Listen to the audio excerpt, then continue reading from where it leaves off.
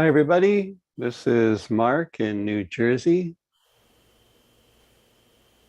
Welcome to the fourth session of our 21-day program. People have been attending these programs, some of you, since early March of this year. And we've seen tremendous growth and change and transformations in just about everybody, including us, the people who are hosting and introducing Sahaja Yoga to you, and in many cases, mentoring you one-on-one. Today's program is going to be about patience, and we'll look at two aspects of patience. There's our inner patience and there's our outer patience, because we live in the world, but we also live with ourselves.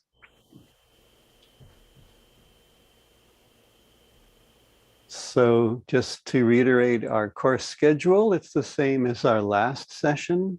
It'll run Tuesdays, Thursdays, and Sundays at 8:45 New York time. And on Monday, Wednesday, and Friday, we'll have at the same station, same time, a collective foot soak and meditation. So 6 days a week, you have a chance to join with other people and enjoy that silence above all the thoughts.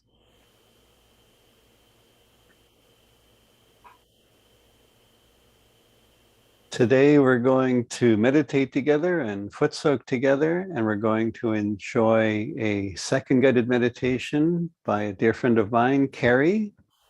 Hi, Carrie. Hello, good to be back with you all. So, how is it going, Carrie? Great, I'm happy to be back and just having a nice summer so far. Lots of time outdoors. That's great. Uh,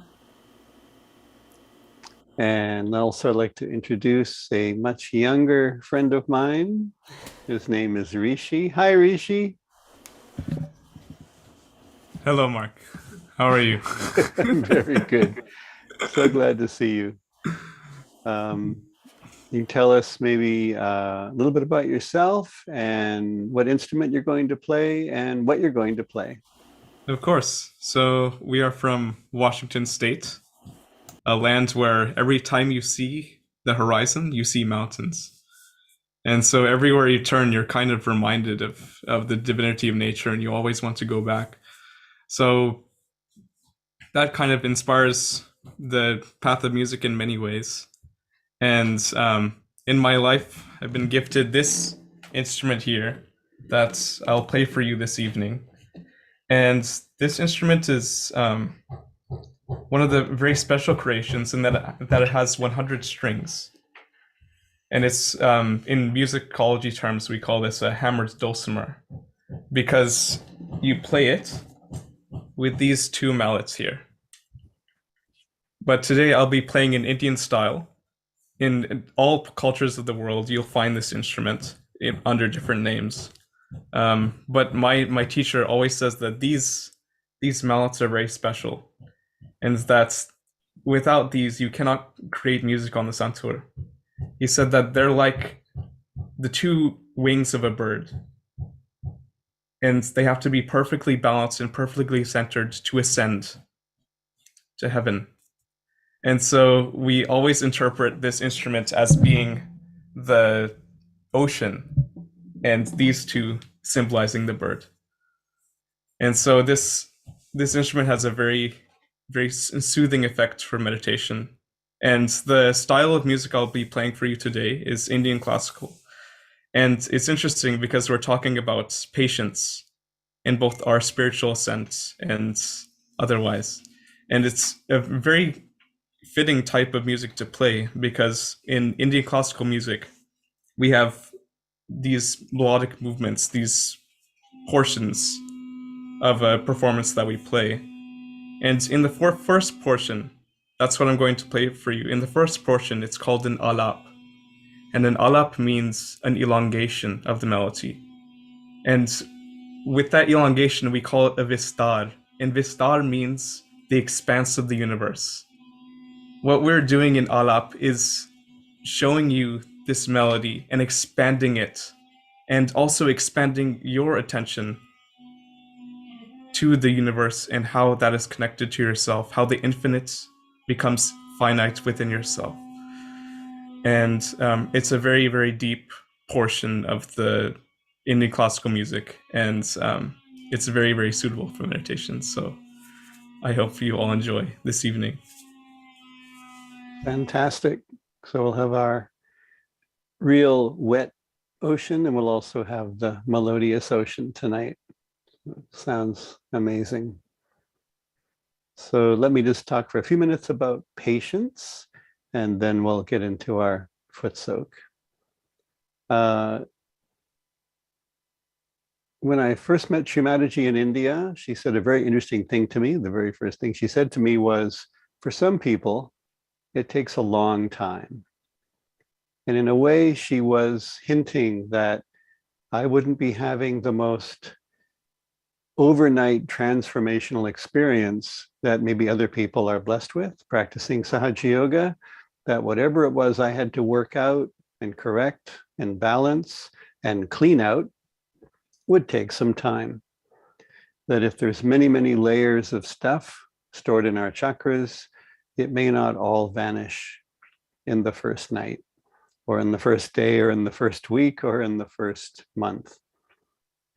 So those of us who have been practicing Sahaja Yoga now for several months, we may notice that some people report having amazing experiences, feeling cool, feeling energy, completely emptying their mind of all the thoughts. And some of us think, gee, what about me? I sit down to meditate, I have the photograph, I put a candle, and it's nonstop thinking, time after time. Maybe I get a tiny second of that silence and that bliss, and then it's back to all the opinions and remembering things and the tunes and the scenes from movies and all my plans. And it's just like a nonstop noise in my brain. Other people, you notice that somehow they become very different. They suddenly start speaking very sweetly, very diplomatically. Where they used to be selfish, they become generous. And you think, gee, what about me? I still seem to hang on to some of my old tendencies, my old habits, my old patterns of behavior and thinking.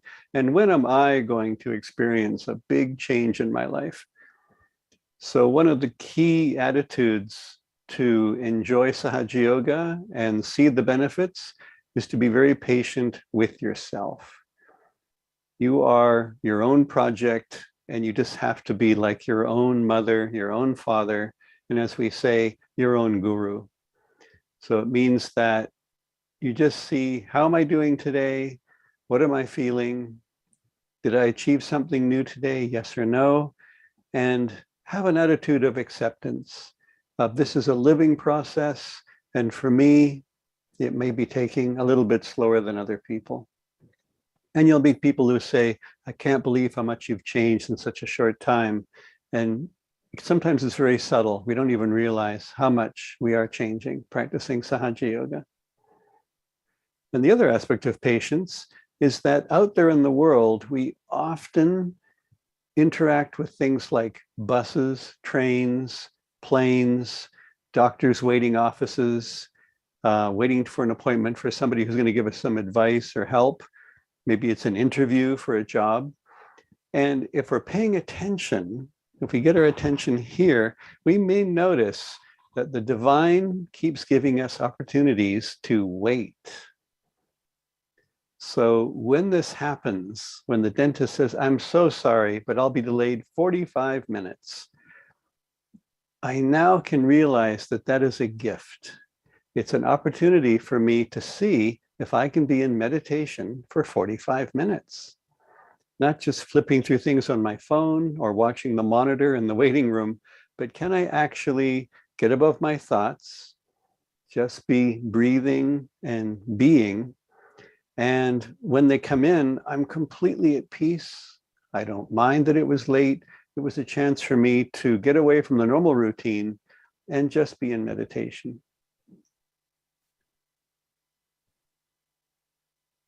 So now to prepare for our foot soak, we can put our two hands towards the Mother Earth. And we just can close our eyes, or we can look at the photograph of Shri Mataji.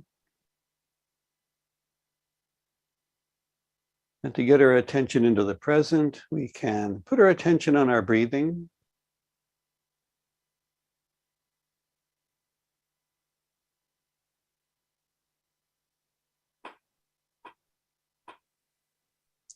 And as we've learned in the previous course, we have mantras or sacred sounds in Sanskrit to invoke the powers even of the different elements, including the earth.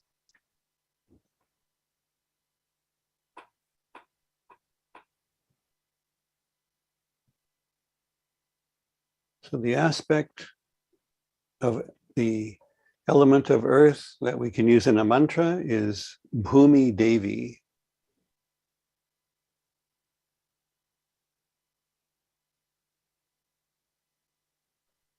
See if we're silent.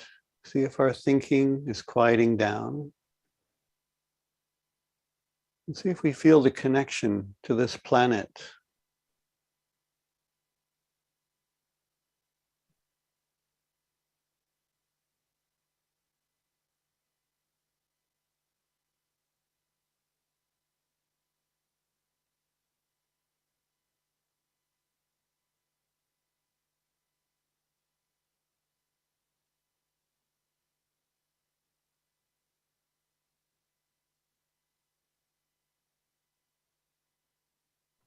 So now we can put our feet in our foot soaking bowl if you've got it ready. Like those cooking shows where they always have the thing ready for the next step. We have our foot soaking bowls ready.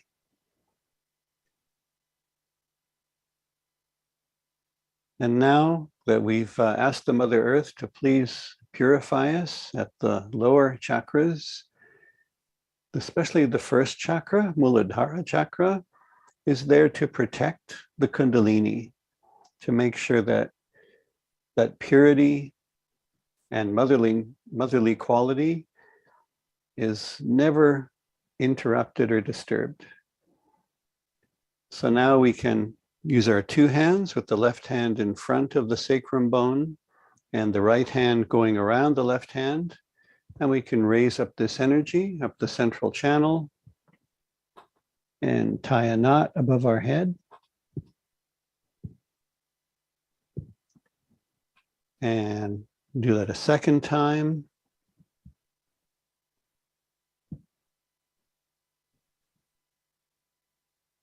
Tie a knot. And a third time.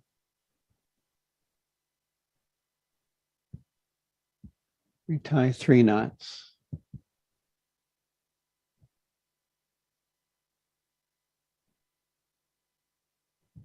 And before I continue any further, just a word to people who are coming for the very first time, or you feel like you're very new and what's going on here. In the chat, you can put a request and say, I'm really new. I'd appreciate some kind of introduction as to what this is. And we'll actually put you into a breakout room and you'll get a full-on explanation of just what is Sahaja Yoga and what are we doing and why are we doing it? So if that'll make you feel like you're kind of getting up to speed that way, don't hesitate to put that request in the chat. So now we're settled. We've raised our Kundalini. We've established it above the top of our head. We want to give ourselves the protection. So we can do this bandhan from the left hip over the head, down to the right hip and back.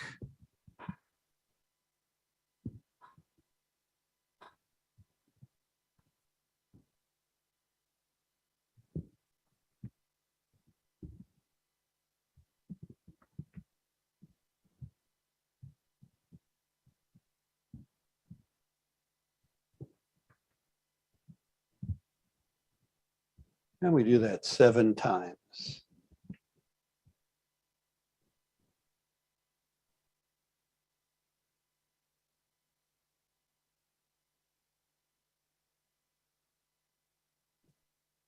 So now our goal is to enjoy the silence together.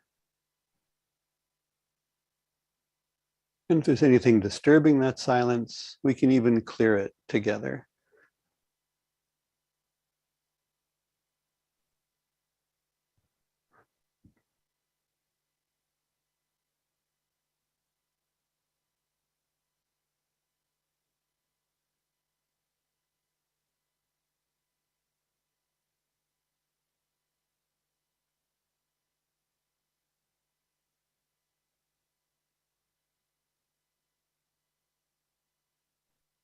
Even though it's summertime and we're supposed to be relaxing and enjoying the outdoors, it's amazing how in our modern lifestyle we can still feel rushed and that we have to get so much done in a day and we're late and we forgot something and oh, we had that commitment. And so we can still be heating up our Swadhisthana chakra. That's the second chakra, the one that's on the diagram shown just below the navel. So we can take our right hand and place it not on the navel, but about an inch or two below the navel.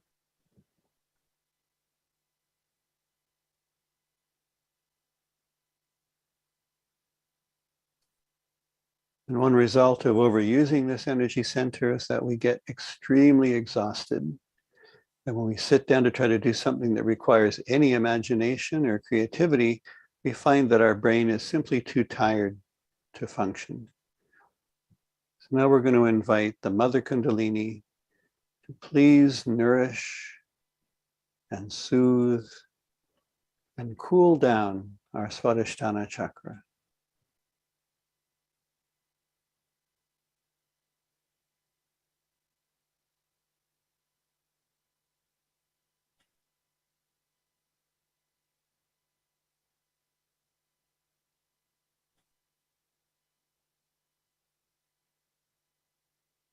We can make the circular motion in the air without touching the body. We call it a bandhan. And we can then grab whatever might be stuck in the Swadhisthana chakra at a subtle level and throw it away. We can do that a few times. And maybe we're clearing out our own heaviness and exhaustion, or maybe we're clearing out the whole group that's meditating together, because our attention is very powerful.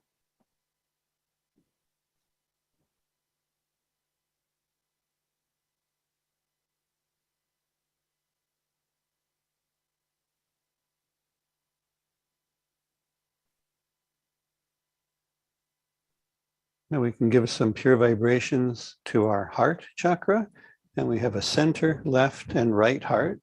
So we're going to give vibrations to what we call the center heart in Sahaja Yoga.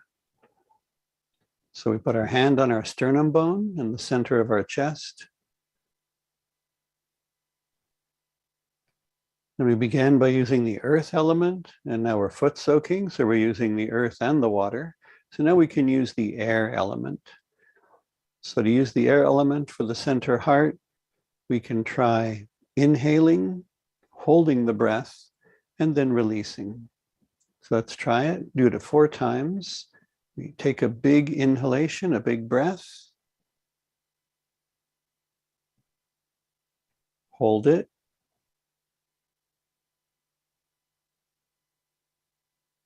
And release.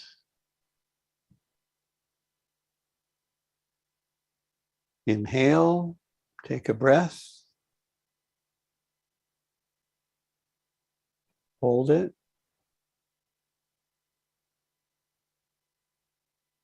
And release. Do that twice more at your own pace.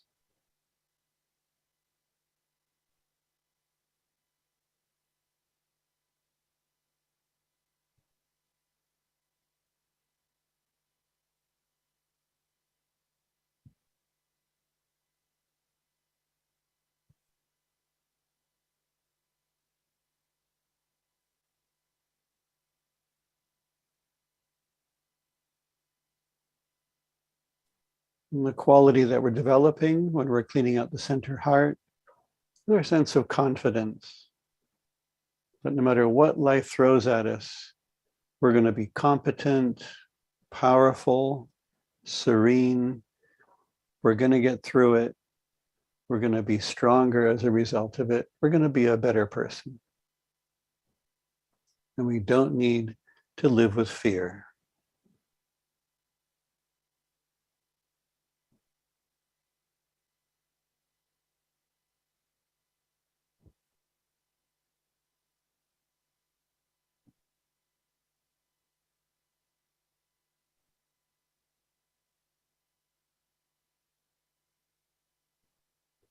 Another chakra we can clear together is our right agya, which is located at the front and the left side of our head.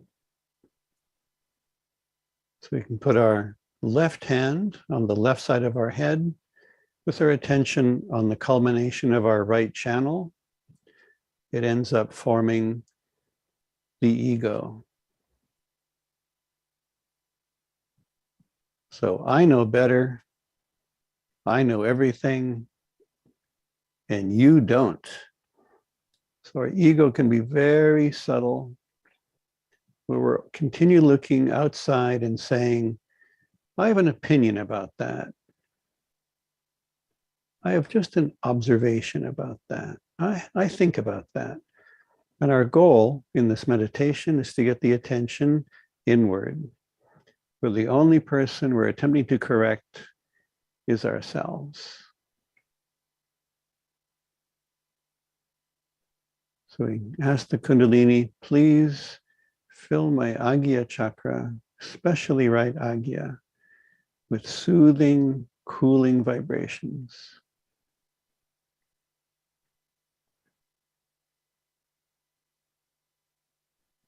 May I remember that I am not the doer. The divine attention, the divine power of love does everything.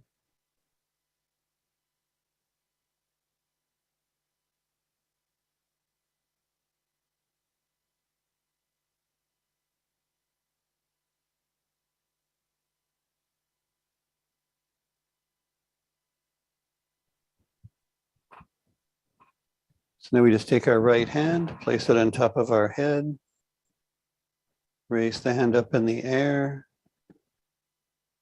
See if our attention is now settled at the top of our head.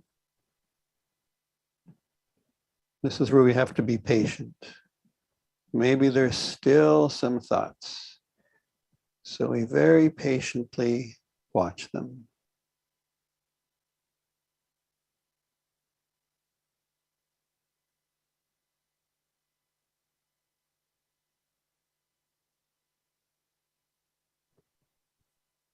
Now we can just rest our hands on our lap and we'll sit for 1 or 2 minutes. See if we feel the collective attention above all the thoughts. And we simply relax. And we just allow ourselves to become part of that collective attention.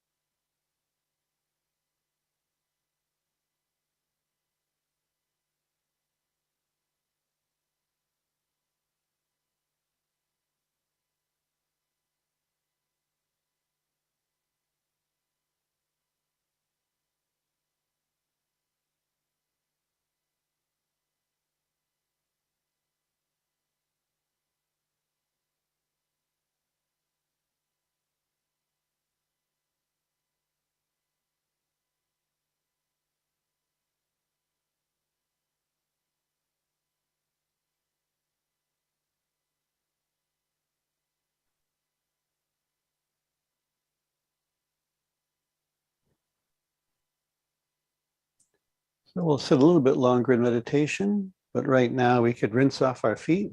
And then we'll settle back into meditation for another minute or so.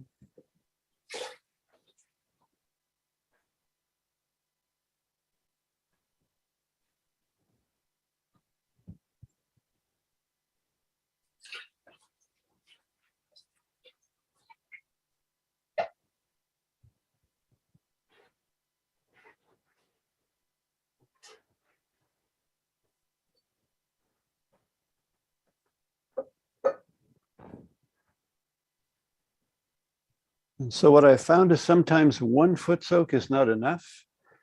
So if you find like, man, there's still some stuff that I would like to clear out before I enjoy my evening or have a good sleep, feel free to pour it out and have a second foot soak. Start afresh.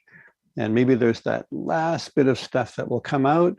And then you really, really enjoy the evening, really have a really good, deep, nourishing sleep. Anyway, let's now spend one more minute. Take our right hand, rest it on top of our head.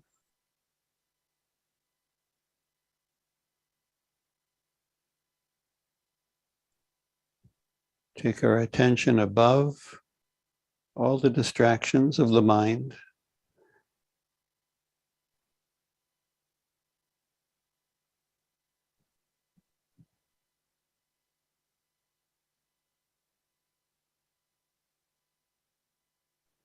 Rest our hands in our lap.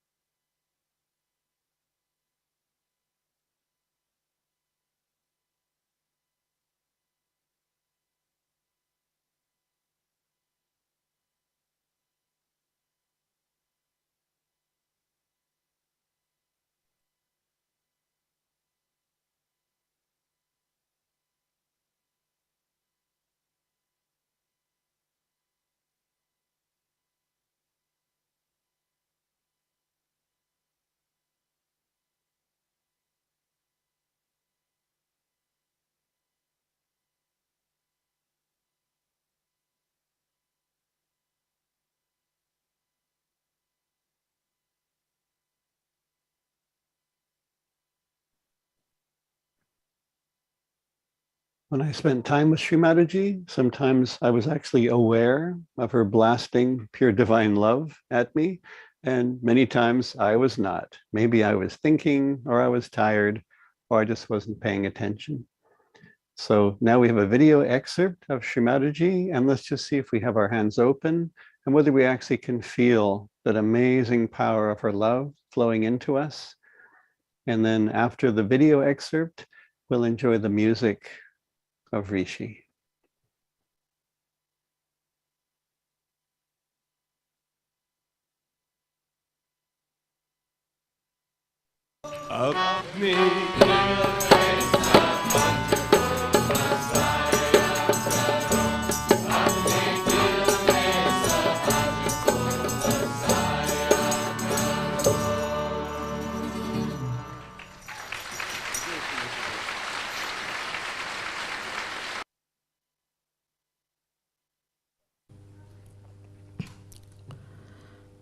When you become the spirit, your attention gets enlightened by the spirit.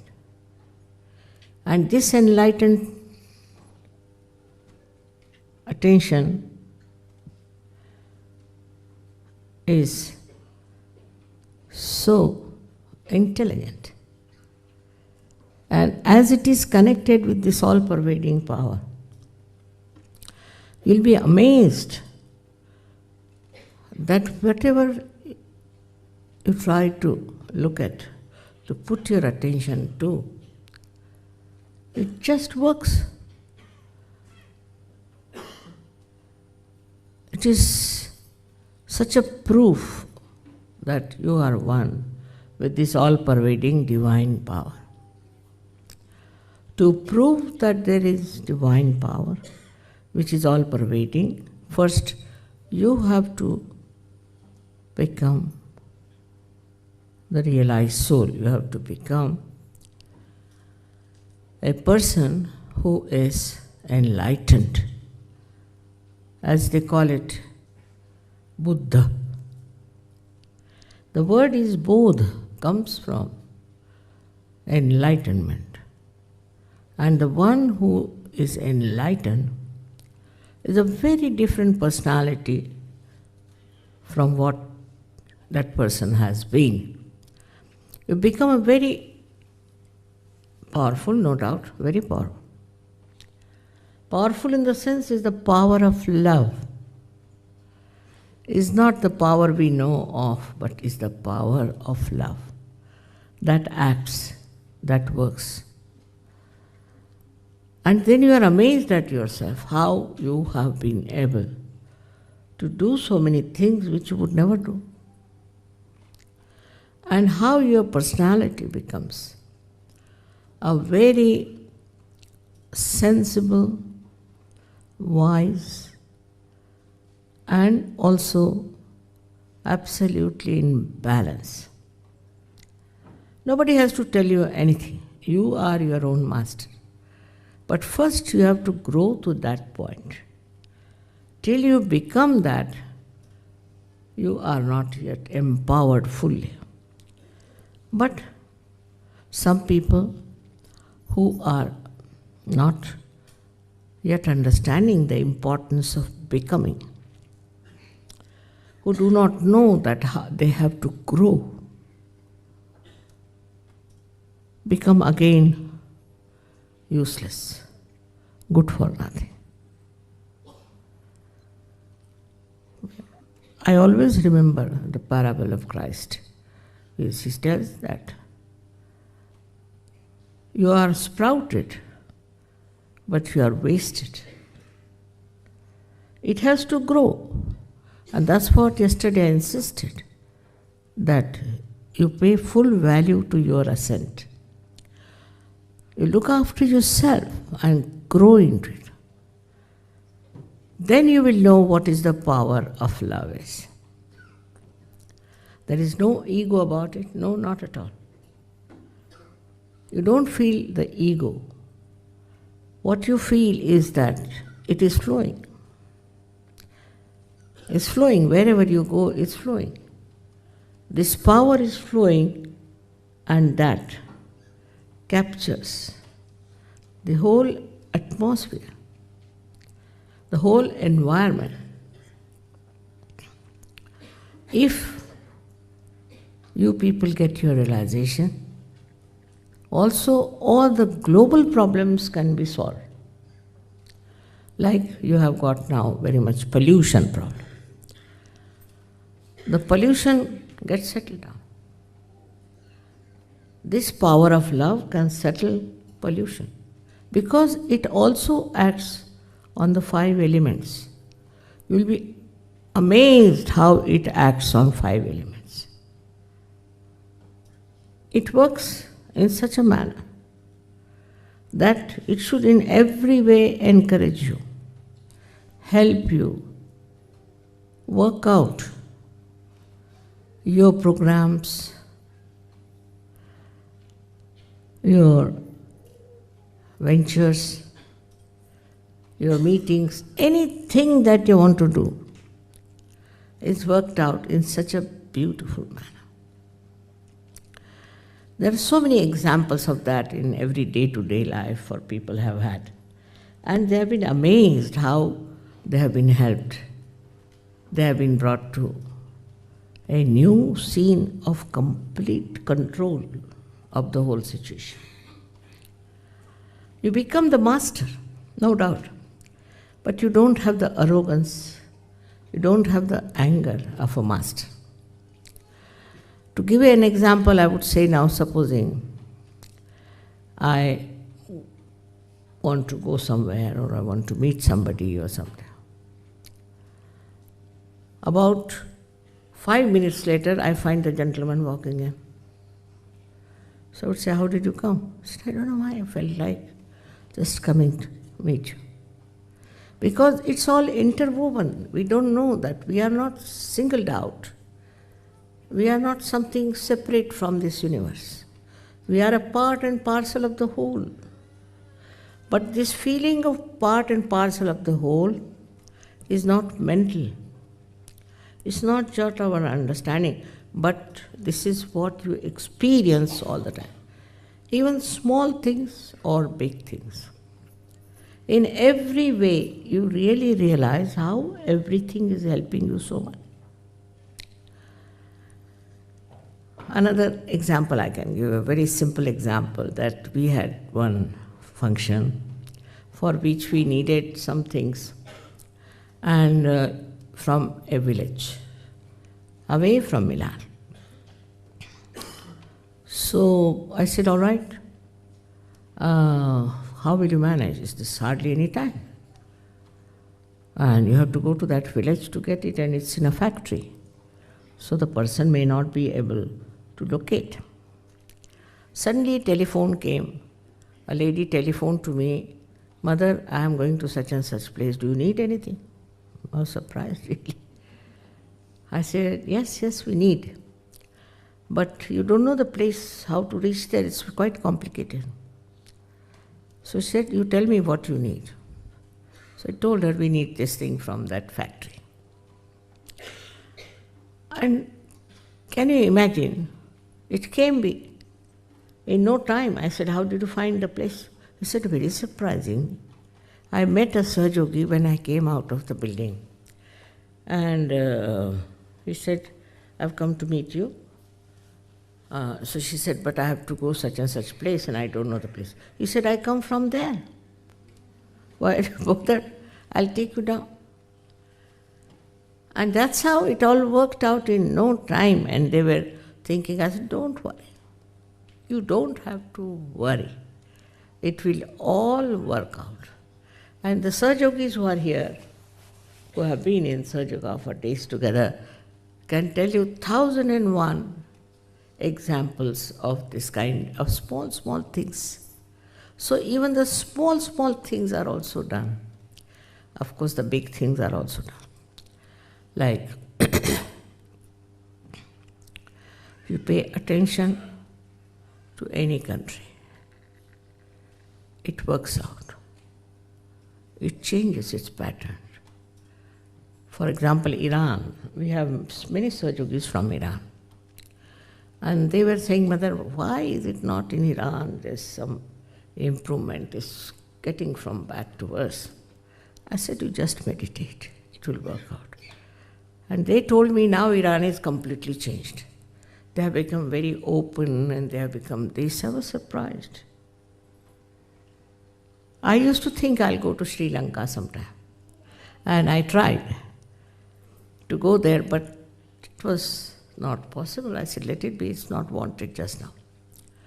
So I went to Dubai, where we had a program, and got about 30 people from Sri Lanka who got realization.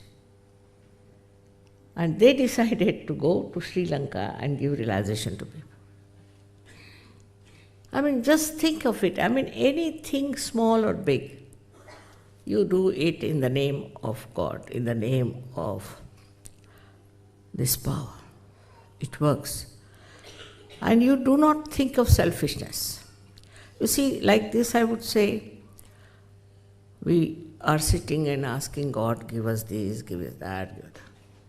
After getting a realized personality, you emit, you give, and you enjoy giving more than taking. This is what happens to you. And so many things like this people can tell you on economic level or political level and this level and that level. You are amazed how suddenly you get everything so easily. Moreover, you get a chance to give it to others. And to give it to others itself is so joyous. For example, you saw these musicians. I don't think they knew anything about Indian music once upon a time. But now they are so happy to sing to you and to do this for you. It's very, very amazing that you become overpowered by your own self, in the sense that you enjoy yourself, really enjoy yourself. And while you see everything working out, so why worry? Why worry about the time? Never will you miss a train or miss an aeroplane. Take it from me. It all works out in such a beautiful manner for day-to-day life. But spiritual life is even better. When you are meditating, otherwise your attention is going here, there. Because you are not awakened. You are not enlightened. But After some time, when you have really become a Sahajogi, then just close your eyes.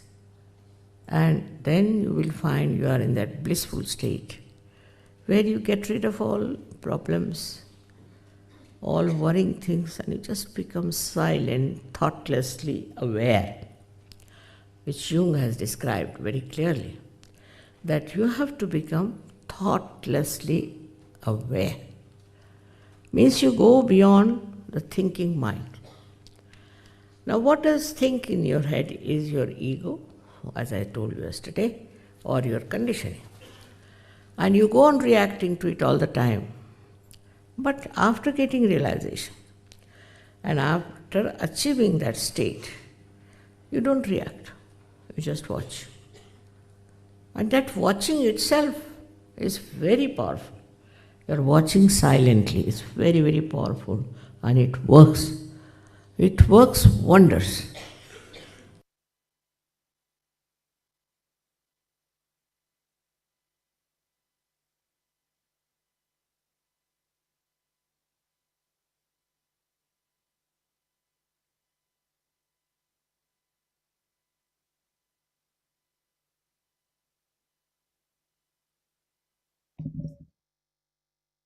We can all close our eyes and sit in this silence for a few moments.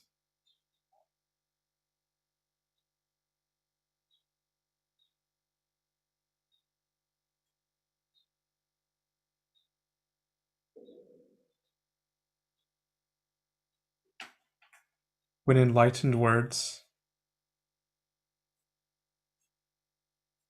enlightened poetry touches us, and when we have our realization, when we hear these words from the heart, if we put our hands out, we can feel the love of those enlightened words. Let's take these moments to allow those words to flow into us and become part and parcel of our being.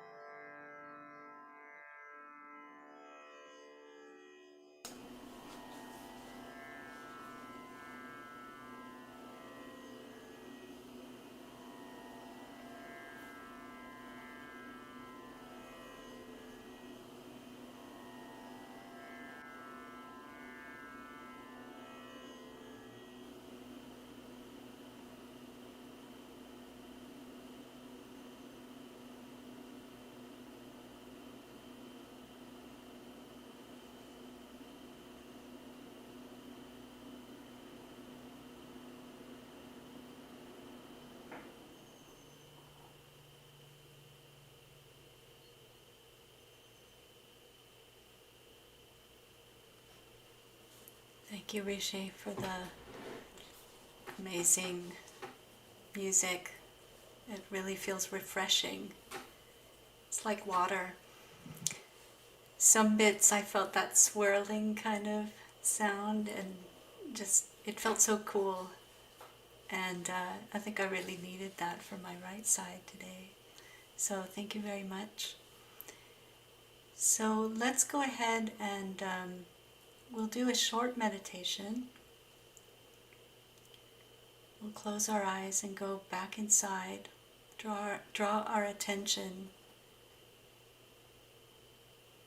to our Navi chakra. Let's put our right hand in the center of our navel.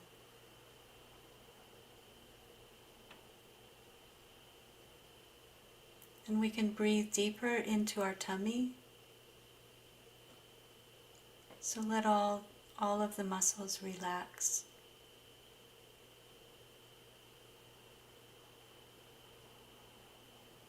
We're just allowing it to be loose.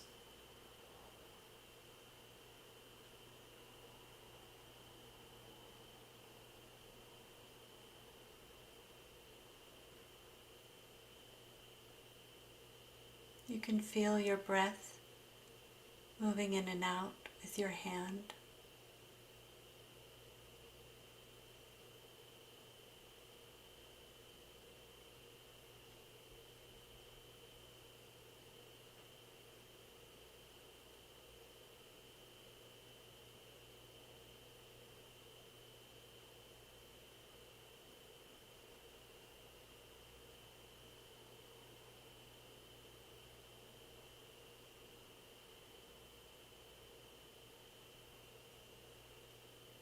Let's move it up higher to the solar plexus, which is at the top.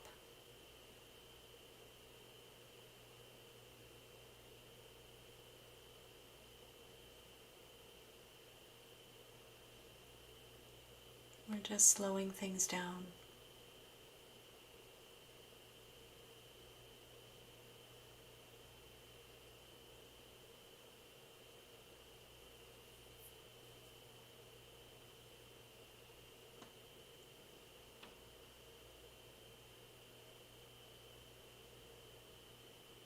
And we can just say to ourselves in this moment, I don't have to be anything, or do anything, or have anything.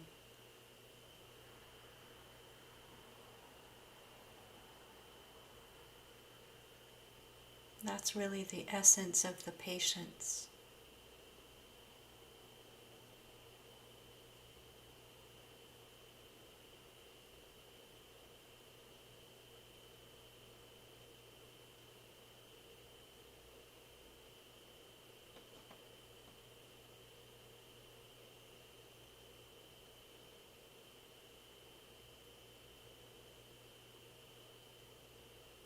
Everything is working out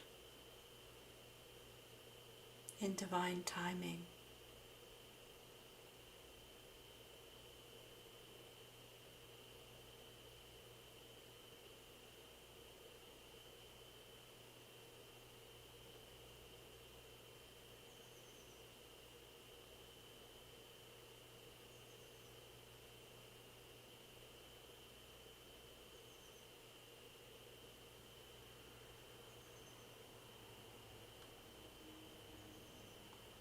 Now we can just take our two hands together and just massage our hands.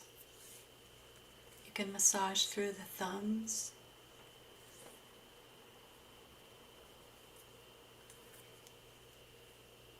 on both sides, and just rub them together.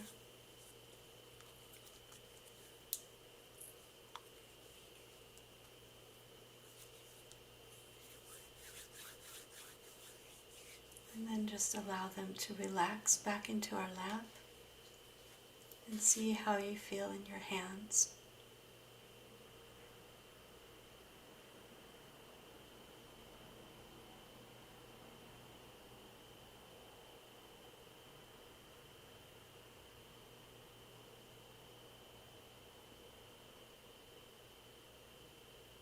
Just letting your tummy completely relax in the shoulders too.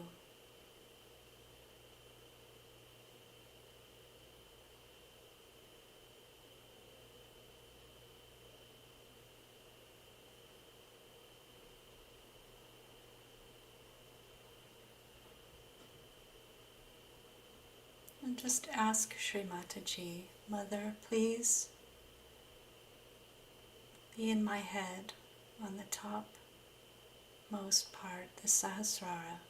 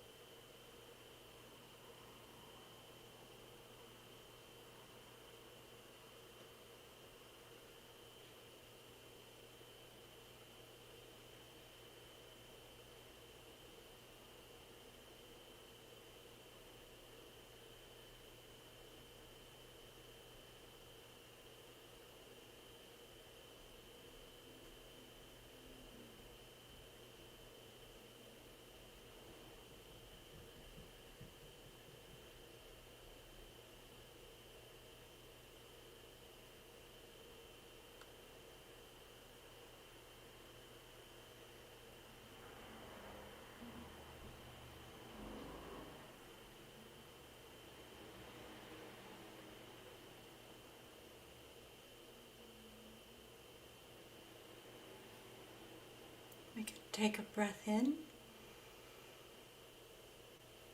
and exhale, and we can slowly open our eyes.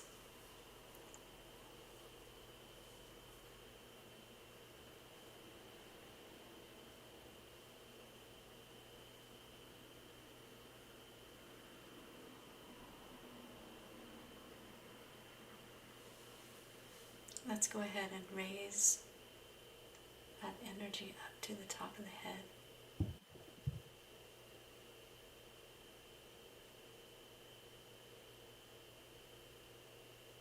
And like a seed needs time to sprout and grow into a tree,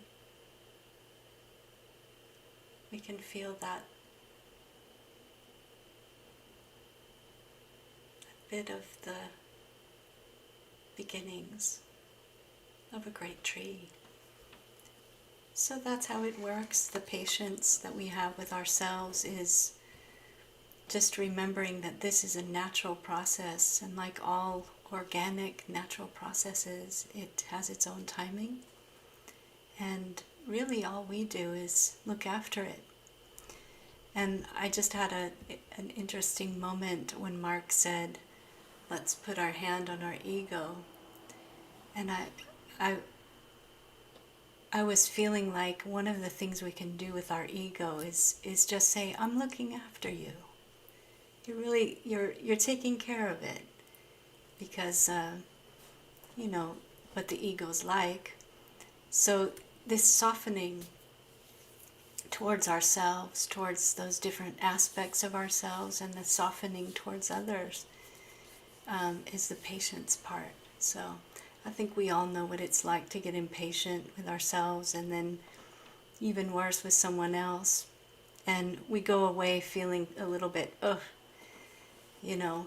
So that's another part of looking after ourselves, is when we're feeling under pressure, we can just take that moment and remember what it's like to be on the other side, And also think about all those aspects of ourselves, our ego and our superego. They have their own place, but when they go out of balance, we just look after them. And the other thing about, we talk a lot about how we feel in our hands and how we're feeling on our head. And if you're not really getting to that point yet, I think one of the best things you can do is to be a bit more collective, and meaning you can go for these workshops that we have on Sunday. I'd really encourage that, because whenever we work together, we really become more sensitive. So that's another thing you can do if you feel like you're stuck in your progress. So let's go ahead, as the time is moving along. Let's go ahead and raise our Kundalini again. Give it a twist.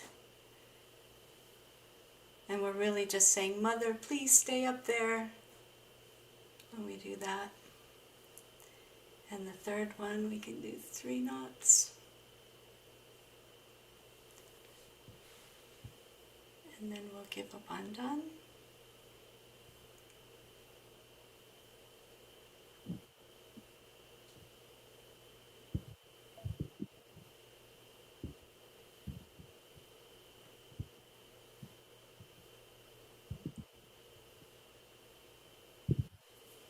And then the 2 hands together is your left and your right channels integrated, but it's also bowing in gratitude to Shri Mataji and everyone on here. Thank you so much for being part of this.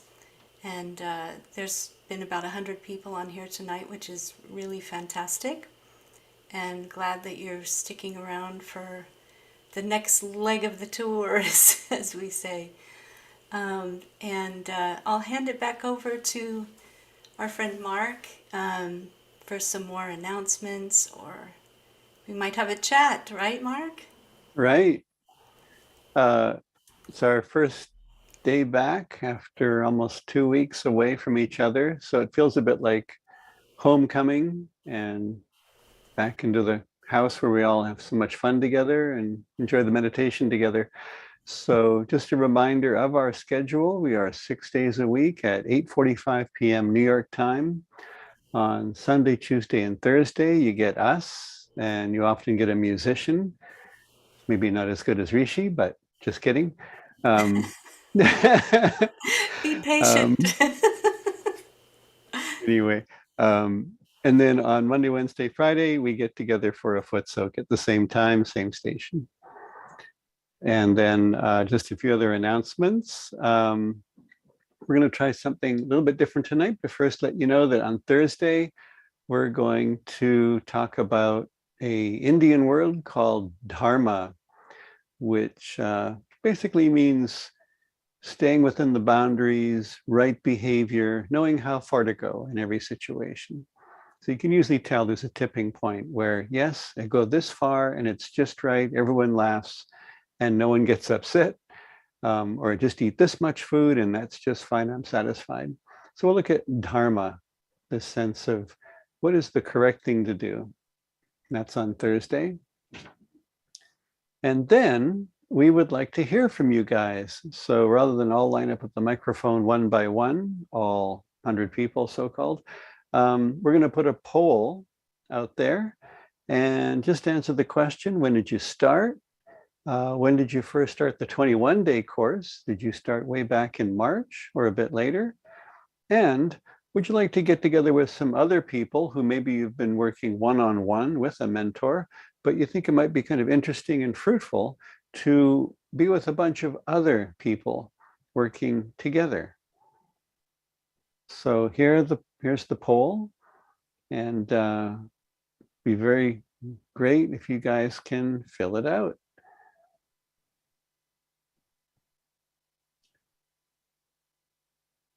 And then while you're filling out the poll, just a reminder that hablamos español, that if you do speak Spanish, we usually have somebody in the meeting who can help you out, meditate with you, answer your questions. So just let us know. ask us in Spanish or in English that you'd like to be with somebody in a breakout room in Spanish.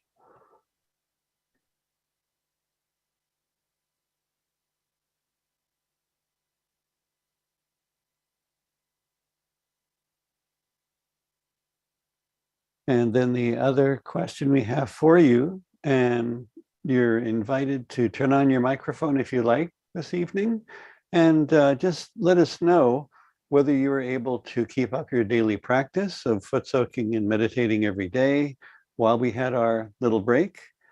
Have you started a journal, as was suggested by Purnima? And I keep a journal, and it's amazing to read it years later and just see when there was an amazing experience and that you've forgotten it, and then you go, oh, wow, that was amazing. Have you been in touch with your mentor? Have they reached out to you? Have you reached out to them in that break that we just had? And the other question we have is whether you've been checking into the WhatsApp group on a regular basis. And then if you've missed a class or you want to listen to the music again or listen to a talk of Shri Mataji again that we broadcast, they're all listed on a YouTube channel for a course that we call March 2022. And every class from 1 till 64 is on this YouTube channel. And you can find all the links as well as handouts that explain aspects of Sahaja Yoga on that website that we've listed on the slide. And so now, if you like, you can raise your hand, put on your mic and say, just like to share something with everybody, how it went for those past almost 2 weeks when we weren't together in this class. Or if you want to be in a breakout room and ask a question or meditate with somebody, we have a bunch of practicing Sahaja Yogis with us tonight. And they're here because they want to share their experiences, what they've learned with you. So hello, Sona or Sonal. Hello. Yes. No, I just lost the chat to submit the poll. So I actually, I've been doing this with my daughter and son-in-law since off and on since last 2 years. But then I started regularly doing it from February. No, I don't have a mentor. I used to, but I never spoke with Pratik. I would like to get somebody. I'm moving to New York, so I had talked to Sylvia, and I'm moving there from September, so I would like to have a mentor after that. Right. And no, I'm getting like today was awesome. Got a lot of vibrations, a lot of coolness, felt the cold air in my sastra. So I'm getting there. That's great. I love the vibrations in my hand. I know I have to clear my void more often. And yeah. So, but thank you guys for everything you guys do to help us out. It helps us immensely to meditate with you. We are seekers like you, and we just wanted to feel better and better and expand our understanding and our appreciation of this amazing yoga created by Shri Mataji. So you guys are the sparks that keep the excitement for us. Yeah. And I joined this group since March. So that was another poll I forgot to say. So this is my 4th session. Yes. All right. Thank you. You're welcome. We have this lovely expression in English saying, that's really cool. And it has a whole nother meaning in Sahaja Yoga. That's really cool. As in, it's good for my spirit. Yes. Hi, Narkarushi this side. I have a question. So while doing meditation, it was becoming difficult to sit because I was feeling so lethargic, very sleepy. Then actually I have been joining this session uh, sorry, this I have been joining this session from past month. So somebody suggested me to use this ice pack. Mhm. So today I used that ice pack and it helped me. So what is the significance of using ice pack in your lower abdomen Mhm. near the liver? So I just want to know why I feel so lethargic and why it helped me. Uh, Carrie, Oh, the ice pack queen. Carrie is deep into the corporate environment, and that is definitely ice pack territory. They all get free ice packs if they come to the meditation. Well, it sounds like a couple of different things are going on there. One is that you reported being lethargic. But if the ice pack is helping you, it's more likely that your right side is exhausted. So, what Okay. does that mean? It means that the overactivity on the right side, a lot of thinking and planning, and sometimes people even find it difficult to actually go to sleep. But these things kind of work like a pendulum. You can get exhausted from overactivity and a lot of thinking and lots of work. And then you kind of crash into the left, which could be like heavy work responsibilities. And then maybe at the weekend, we feel like sleeping late and not doing much. So you have to kind of check the vibrations if you can, which hand is heavier. But if you're feeling like that ice is helping you to meditate and kind of perk up, it's likely that your right side just had become exhausted. So the second chakra, the right swadhisthana, we engage that quite a bit. If you're doing any kind of analysis or work with on your computer quite a bit, or if you're a programmer, all these kind of things can exhaust the right swadhisthana. The right swadhisthana and the right navi, they sort of work together, as the liver is quite a large organ. So what we're saying is the liver is getting heated up, and with racing thoughts, if we're also missing sleep, that's when the liver really does a lot of important work, is when we go to sleep. During certain times of the night, it does different things. But without going into the physiology of it all, the ice helps cool all of that down because it's too heated up. So it's like the radiator in one of these old cars. Okay, It's but is it recommended to practice meditation using ice pack? I mean, it depends on the person. So okay. the ice pack is really great for the right side. If you look at your right hand, it would be the right thumb and the right middle finger, Hmm. or all around the palm, or just a lot of heavy buzzing or tingling or heaviness or heat. Heat is another one. That's another indication of an imbalance, is the heat. Okay. So if it's really activated on your right side, then of course the ice pack. Now for someone who's left-sided and they are very inwardly focused and critical of themselves, and heavy, or what we call laziness, and inability to get up in the morning, just feeling really tired and heavy. It's a different quality than having an exhausted right side. That would affect the left hand and well, any left side of the body, right side of the head. For that, the left side is too cold, so we want to heat it up with candles. Okay. So we have these two, we have a balancing act going on here. And oftentimes when you're new in Sahaja Yoga, you say, well, I've got both things going on. So I've got a lot of catches here and I've got a lot of catches over there. And so what we often recommend is, start with working out your left side and really using the earth element a lot, because that can really not only help your Muladhara chakra, but pulls the left and the right channels down and absorbs that.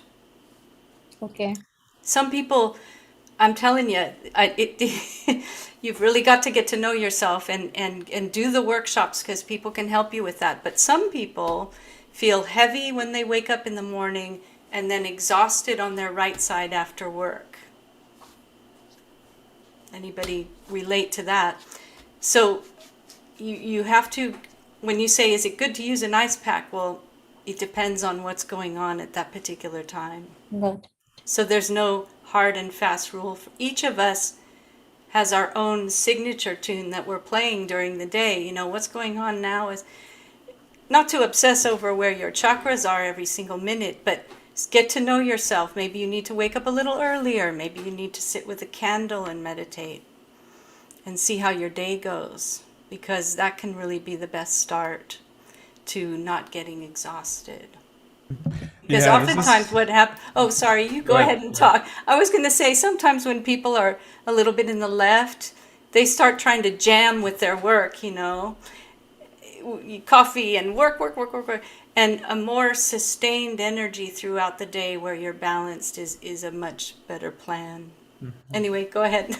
Yeah, in short, like this is where you really want to, like, you have to become your own teacher. And all of these treatments, all the candle, the foot soak, the ice pack, all of them are there as tools for you to use in your everyday life. And when you feel it, you just take out your hands and feel, okay, where am I at this moment? And you diagnose yourself. You become your own doctor. And that's one of the most amazing things about Saj Yoga. And once you do that, your Kundalini does all the rest. We're talking about patience, right? And she's a mother inside of you. Think about how long it takes for a mother to raise a child. Yeah. So many years. Yes. And so so that patience and always coming back to yourself and being strict, like, okay, am I in line with my spiritual self? Like, am I identified with this subtle body here? Is my attention here? You know, every time that you feel that your attention's here, or your liver's hot, or your agni's blocked, then just put your attention here. Any time of the day you can do this, and it will help you, because this is where your integration is. And if your attention is on that integration, everything works. Yeah. Okay. Thanks, Rishi. Thanks, Karen. Very well said, Rishi.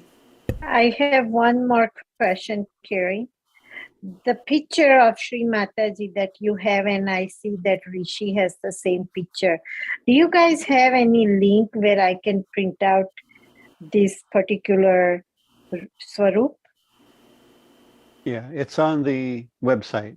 So if you go to See All Resources and you simply scroll down through, you'll see that in one of the areas we have photos that you can print out.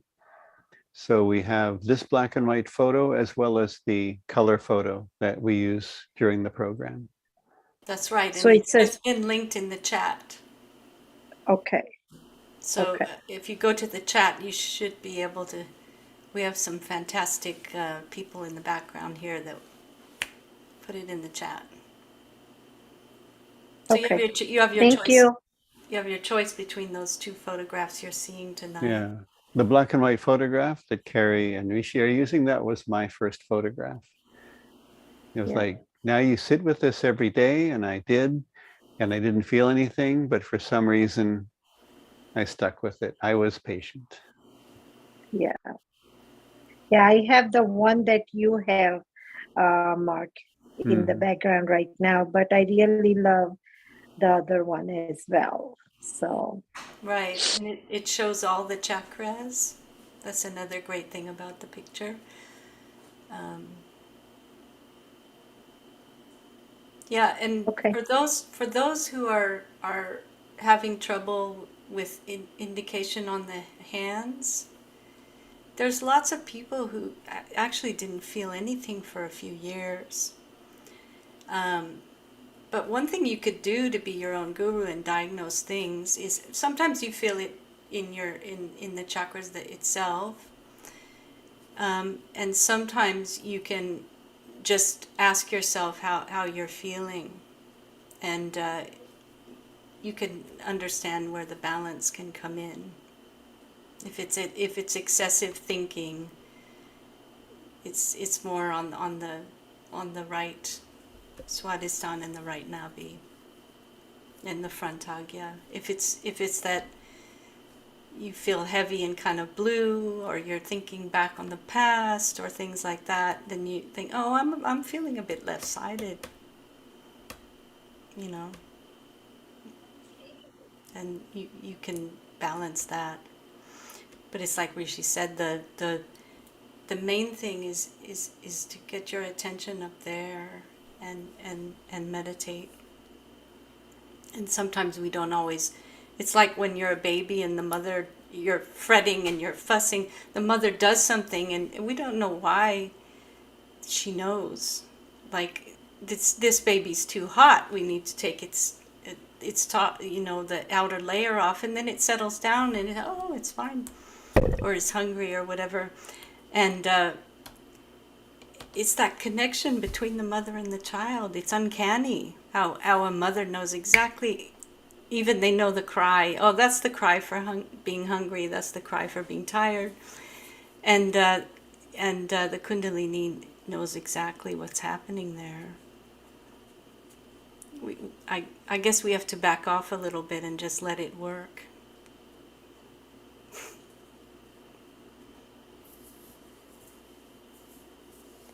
I'm curious about Rishi. Have you ever had a moment in which you were disappointed because suddenly something wasn't happening fast enough, but then your higher self kicked in? I have I don't have many big events, but I have these small moments where I'm just sitting in meditation and then something occurs to me.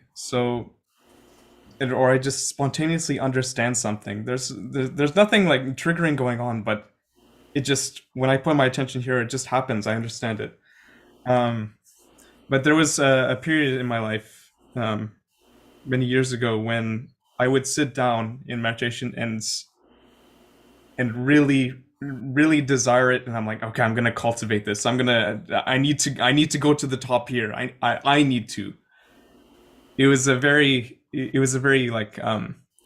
I wouldn't say selfish, but a very kind of individualistic goal that I need to reach here. But then one meditation about, I guess this was 5 years ago, I was just reminded of Shri Mataji's voice in one of her talks.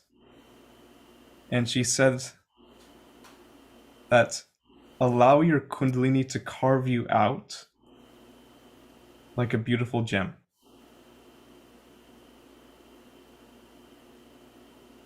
And that came to me in that meditation. And then I said, Shri Mataji, Rishi drops all of these efforts. Just bring me into the meditation. I don't know how to meditate. Bring me here so that I am integrated. Because this here, this is your true self. All these other couches, don't be identified with them, but be here. And so then once I kind of realized that and started to incorporate it in my meditations, that Rishi doesn't do anything. He's just being carved out very slowly, like a good gardener, every day waters a plant, like a sculptor chips away at the stone. I am being carved out like that. I am being watered like that. And I can't force the growth of a sapling to become a tree.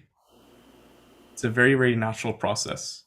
And at some points, you do need to put a little bit of effort. You need to just say, sit down, meditate. This is the only time. This time is only dedicated to meditation. But then there's also a layer of this effortlessness that needs to happen. And it just happens because if you have your attention here and here, it works. And so that effortlessness, because it's called Sahaj Yoga, it's natural, it's inborn, it's spontaneous. And so how can it be anything else but effortless?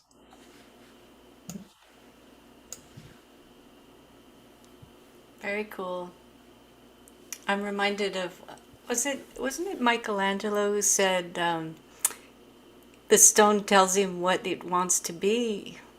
Yes. You know, he looks at that piece of marble, and it's not so much, you know, having the goal first and saying, I'm going to make this out of this stone. It was more the other way around. I thought that was interesting. When you were saying that, I was thinking about that.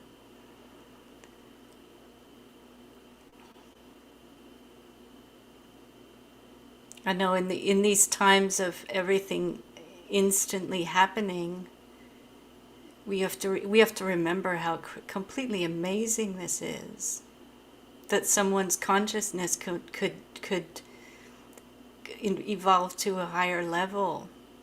It's not overnight, and after you do it a long time, you realize that you've got all these layers. You know, I thought I knew about that. Oh, I thought I already went through that. I thought I already figured that, and it goes deeper and deeper, and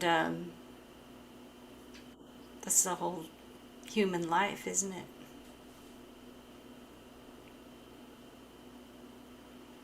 The other cool thing is we have so many other people that we can experience it with. And I find that's where it gets really fun. You know, like there was a little group of us on Sunday, and you know, we had a great time in the restaurant, and then we go across the road. We decided to sit on the grass over there, and there were trains going by and ambulances coming up. We're trying to do a workshop, and it didn't matter. It didn't matter in the slightest that there was all that commotion going on, and there were birds, and I mean there was a lot going on, and all of the workshop was great. You know, everybody's Kundalini came up really strong, and new people were learning how to do it, and we felt amazing afterwards. But it's a very different mindset than people who think, you know, you have to have complete silence and stillness. It turns out that it doesn't matter. The Kundalini was quite happy in that spot. One of the people who was really new, she said, I never would have thought I could go into meditation with all this stuff going on, you know. There was an Amtrak train, you know, and ding, ding, ding, ding, ding, ding, ding, those gates coming down, and then a siren started coming. And after we all got, you know, together up there with the vibrations, it got really quiet. But, you know, it's just a little adventure all the time. Just like when Mark said, when you're waiting for something, you can look for the thing that makes your heart open. Look for the thing that, like maybe in that waiting room of the dentist office, there's a little kid there, you know, that you can make faces with or play with or whatever. It's all about finding the joy, and it's multiplied by the fact that you have your realization. The most fun thing is after having enjoyed a really glorious meditation waiting, and then the person you're waiting for appears and says, I'm so sorry you had to wait, and you really don't know what to say. Yeah. Because I had the most deep experience waiting. Yeah, it's like, come back later. No, it never goes that Mark, every time. Blood pressure at home is high, but when I go to the doctor and I'm waiting there for, you know, whatever time, it's always very low. Always. In the doctor's office. And everybody else, they'll also make fun of me. When the people come to doctor's office, they're always high, but in your case, it's opposite. It's never this, you know, strange, huh? They're going to say, "What are you talking about? You don't have high blood pressure." That's exactly every time. That's what happens. But when I take it at home, I know I have a little high blood pressure. So I have to let them know. No, I do have it. I have to take the medication. So anyway, that's one thing I have not been able to get help with. Anyway, that. If you think you're not progressing in Sahaja Yoga, ask a medical professional. And it's always hilarious when they can't believe your physical state. Like they see you looking really good and they're mystified, but you're not. It's like, I know what I'm doing about this. I'm allowing my own Kundalini to do all this work for me. So I'm not tired, I'm not stressed, I'm not worried, and I'm aging very slowly because a life of effortlessness kind of makes you look younger. So I'm just going to once again tell people about what's happening Thursday. Yes. I'll put on the slide and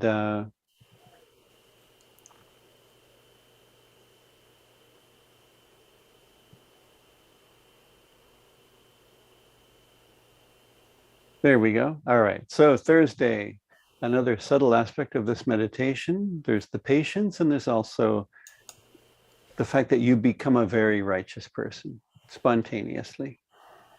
So we call that dharma in the Sanskrit language. So looking forward to seeing you all again, especially Carrie and Rishi on Thursday, but we'll have different presenters in the foreground, but we'll be all here to really enjoy and feel that we're really at home when we're together with you guys. So if you want to hang out a bit longer and just meditate, we can put on some music. Otherwise, we can say that this is the conclusion of our first meeting of this new series of 21 days. And don't forget to pour out your foot soaking bowl. Don't trip over it. And we'll see you Thursday. Thank you, everyone. Such a joy. Thank you. Thank you, Rishi. Thank you, Carrie. Very nice being here with everybody. Thank you very much.